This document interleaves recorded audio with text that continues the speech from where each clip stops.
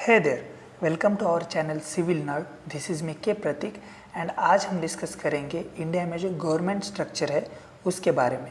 India ने parliamentary system को adopt किया है और इस सिस्टम को अडॉप्ट करने में अंग्रेज़ों का काफ़ी बड़ा हाथ पांव और पूरी की पूरी बॉडी रह चुकी है। अगर बात करें पार्लियामेंट के पार्ट्स की तो इसमें फर्स्ट है द प्रेसिडेंट। प्रेसिडेंट पार्लियामेंट के किसी भी हाउस के मेंबर नहीं होते, लेकिन फिर भी ये पार्लियामेंट का एक इंटीग्रल पार्ट कहलाते हैं। दूसरा आता है the council of the states या फिर इसे राज्यसभा भी कहते हैं। एंड नेक्स्ट है the house of the people या फिर इसे लोकसभा कहा जाता है।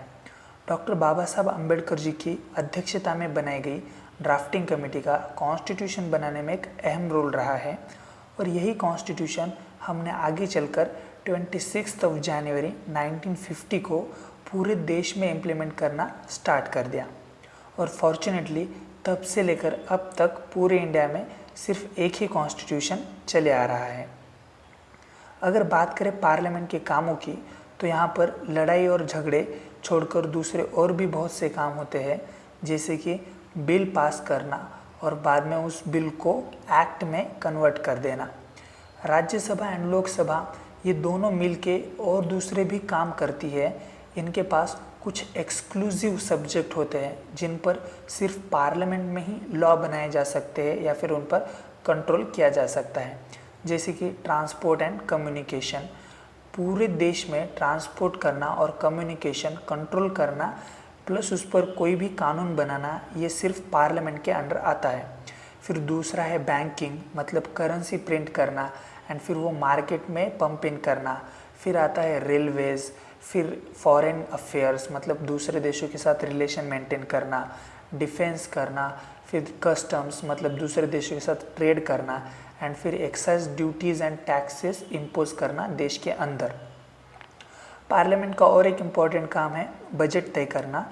हर साल के लिए पार्लियामेंट पूरे देश के लिए एक बजट तय करती है और वो बजट मिनिस्ट्री वाइज वो अलोकेट कर देती है, डिवाइड करती है, जिससे कि वो मिनिस्ट्री अपना एक साल का खर्चा कर सके, लोगों के लिए वेरियस टाइप्स की वेलफेयर स्कीम ला सके और उनका भला कर सके।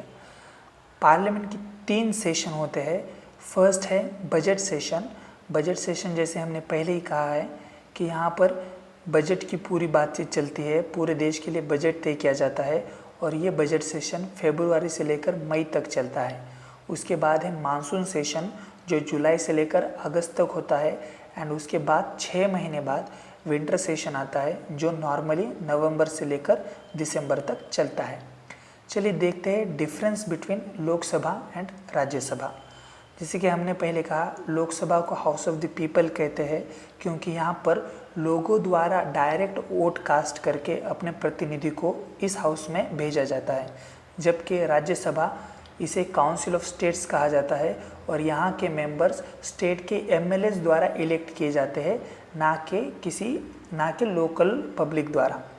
अगर बात करें इसके स्टेटस की तो लोकसभा एक लोअर हाउस है जबकि राज्यसभा स्टेटस से अपर हाउस कहलाता है। स्ट्रेंथ में देखें तो राज्यसभा में कम मेंबर है जबकि लोकसभा में ज़्यादा मेंबर है। लोकसभा में 552 इलेक्टेड प्लस नॉमिनेटेड मेंबर्स होते हैं, जिसमें 550 इलेक्टेड एंड ऊपर के 2 एंग्लो इंडियन नॉमिनेटेड होते हैं, जबकि राज्यसभा में 238 इलेक्टेड प्लस 12 मतलब 250 वो 12 नॉमिनेटेड होते हैं। लोकसभा एक नॉन परमानेंट बॉडी है, मतलब नॉर्मल सिचुएशन में 5 साल तक काम कर सकती है या फिर उसके पहले ही डिसॉल्व हो सकती है, जबकि राज्यसभा एक परमानेंट बॉडी है, ये कभी भी डिसॉल्व नहीं होती। अगर एज की बात करें तो लोकसभा के लिए मिनिमम क्वालिफिकेशन एज है 25 ईयर्स। अगर आपकी एज 25 ईयर है तो आप लोकसभा की इलेक्शन कंटेस्ट कर सकते हैं, जबकि यही एज राज्यसभा के लिए है 30 ईयर्स। आपकी मिनिमम एज 30 होनी चाहिए तभी आप यहाँ पर इलेक्शन के लिए कंटेस्ट कर सकते हैं। लोकसभा के मेंबर का नॉर्मल टेन्योर 5 साल तक होता है। यहाँ के मेंबर 5 साल तक पावर एंजॉय कर सकते हैं, जबकि राज्यसभा के मेंबर 6 साल तक के लिए पावर एंजॉय करते हैं। लोकसभा के जो हेड होते हैं वो लोकसभा के मेंबर्स में से ही चुन कर आते हैं और उन्हें स्पीकर कहा जाता है, जबकि राज्यसभा के हेड को चेयरमैन कहते हैं एंड ये इंडिया के वाइस प्रेसिडेंट होते हैं।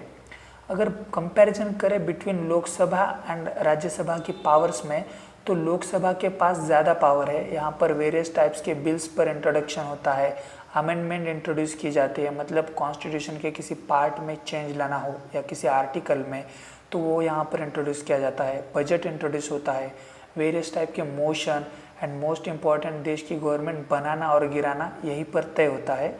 जबकि राज्यसभा में सिर्फ डिस्कशन ही चलता है इन विषयों पर, और यहाँ पर ना ही गवर्नमेंट बन सकती है और ना ही गिराई जाती है। जैसे नेशनल लेवल पर पार्लियामेंट है, वैसे स्टेट लेवल पर स्टेट लेजिस्लेचर आता है। यहाँ पर governor, chief minister and council of minister involve होते हैं।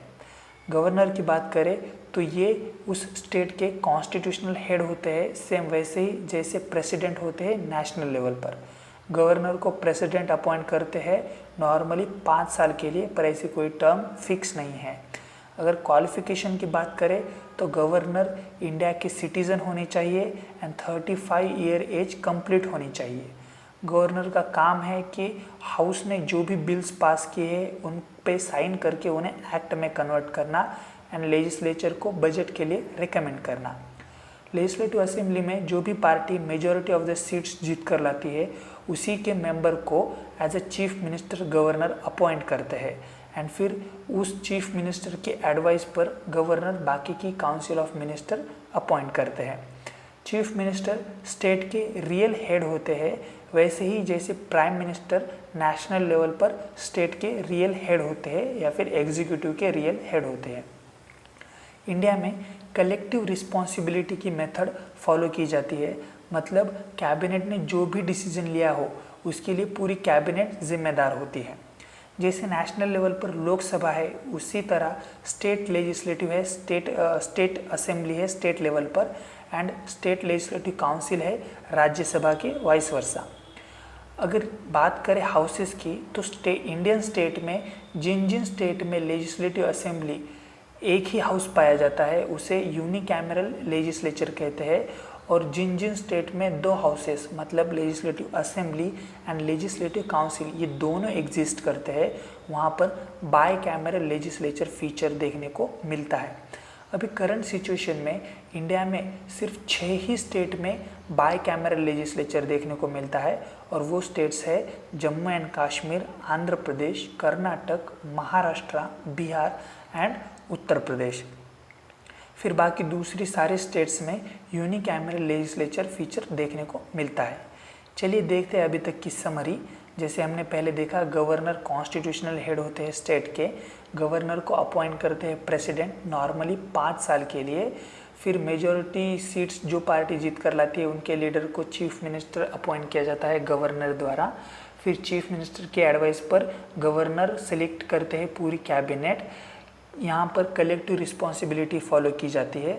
जिस स्टेट में एक हाउस हो वहाँ पर यूनिकैमरल, एंड जहाँ पर 2 हाउस एग्जिस्ट करते हैं वहाँ पर बाई कैमरल फीचर देखने को मिलता है।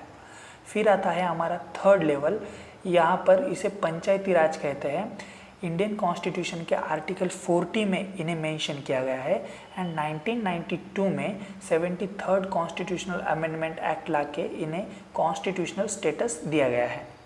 पंचायती राज में भी 2 टाइप्स आते हैं, एक है रूरल एरियाज़ के लिए एंड दूसरा है अर्बन एरियाज़ के लिए।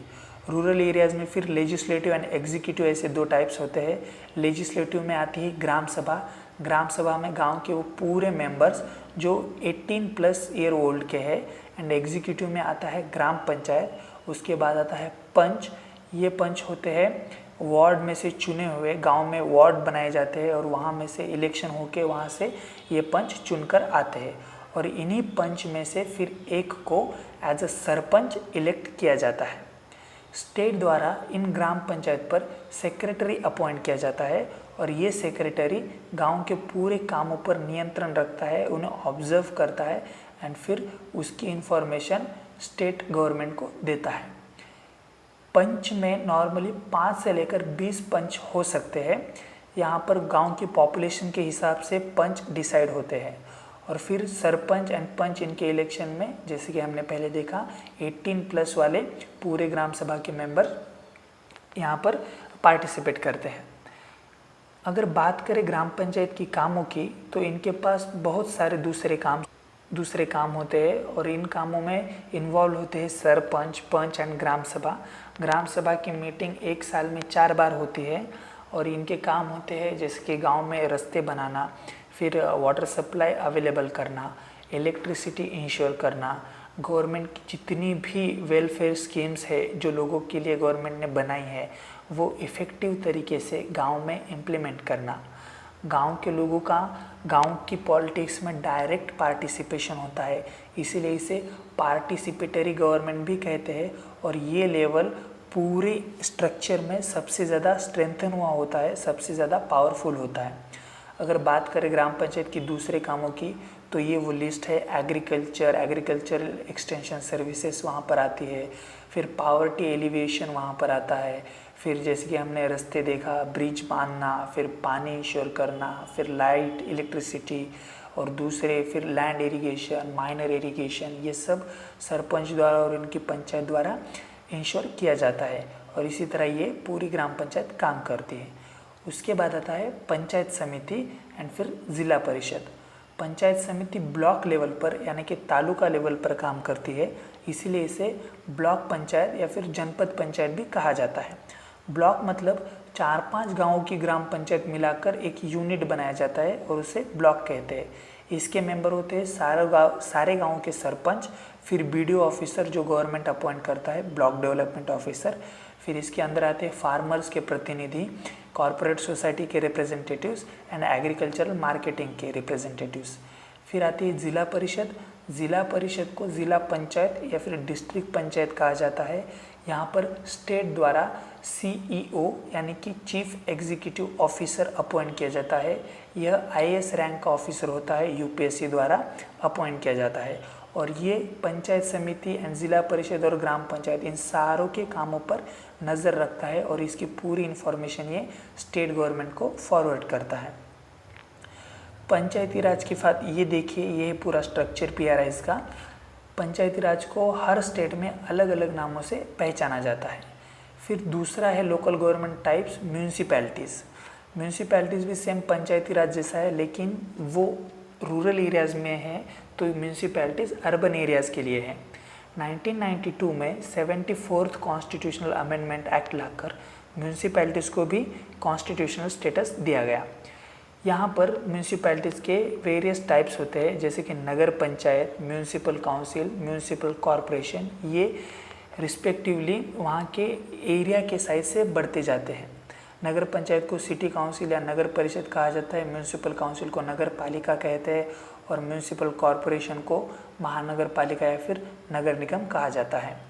अगर स्ट्रक्चर देखें म्यूनसिपैलिटीज़ का तो इसमें भी वही सेम पैटर्न है, लेजिस्लेटिव एंड एग्जीक्यूटिव। लेजिस्लेटिव में इलेक्टेड मेंबर्स आते हैं, काउंसिलर्स पूरे, जिसमें एक मेयर आता है और उसके नीचे पार्षद आते हैं। ये पार्षद पूरे एरिया में जो वार्ड्स बनाए गए हैं उनमें से इलेक्ट होकर आते हैं और फिर इन्हीं पार्षद में से लोग चुनकर वहाँ की एक वार्ड कमेटी बनती है और ये वार्ड कमेटी एक पर्सन को एज अ मेयर इलेक्ट करती है। फिर दूसरा है एग्जीक्यूटिव। एग्जीक्यूटिव की बात करें तो यहाँ पर स्टेट गवर्नमेंट द्वारा एक ऑफिसर भेजा जाता है जिसे म्यूनिसिपल कमिश्नर या फिर म्यूनिसिपल ऑफिसर कहते हैं। म्यूनिसिपल ऑफिसर का काम होता है कि म्यूनिसिपैलिटीज़ के बजट में हेल्प करना, म्यूनिसिपैलिटीज़ के पूरे कामों पर नियंत्रण रखना, उन्हें ऑब्जर्व करना एंड उसकी पूरी जानकारी स्टेट गवर्नमेंट को फॉरवर्ड कर देना। इसके अलावा म्यूनिसिपैलिटीज़ के और दूसरे काम होते हैं जैसे कि हमने पहले देखा, वाटर अवेलेबिलिटी इंश्योर करना, इलेक्ट्रिसिटी इंश्योर करना, ब्रिजेस, रास्ते बनाना, इंफ्रास्ट्रक्चर डेवलप करना।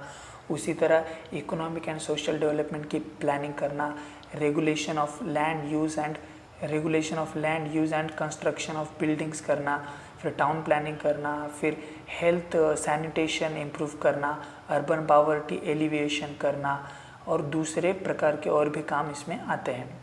तो दोस्तों, फॉर द टाइम बिंग ये है इस वीडियो का एंड। अगर आपको ये वीडियो अच्छी लगे तो प्लीज़ डू लाइक, शेयर